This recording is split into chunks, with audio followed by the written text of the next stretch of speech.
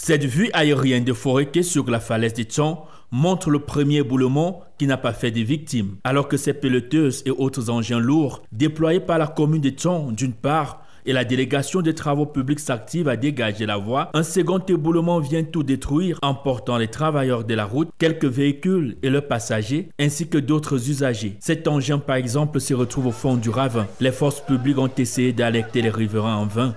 Difficile d'établir un bilan à la descente du gouverneur sur le terrain, même si quelques corps sont sortis des mottes de terre à son arrivée. Nous voyons les coasters et quelques voitures, mais on peut aussi dire qu'il y avait les passants, qu'il y avait les motos qui étaient dans les environs, qui attendaient à ce que le trafic soit rétabli pour les permettre de continuer leur voyage. Des usagers imprudents quittent le village Tengue de l'autre côté pour se retrouver à Foréké afin de continuer le voyage vers le centre-ville de Tchon. Ces véhicules stationnés de part et d'autre ont vu leurs passagers se transformer en secouristes le temps d'un coup de main. Les sapeurs-pompiers et d'autres secouristes se déploient espérant sauver des vies. Plusieurs véhicules qui pratiquent cette voie, la plus utilisée pour se rendre vers le littoral et le sud-ouest, sont obligés de contourner par bas-fond, passant par Bati et Mbanda, malgré la dégradation de cet autre axe. Difficile de dire quand la falaise de Tchon sera en bon état, même si les populations sont rassurées de la diligence des pouvoirs publics face à cette situation grave.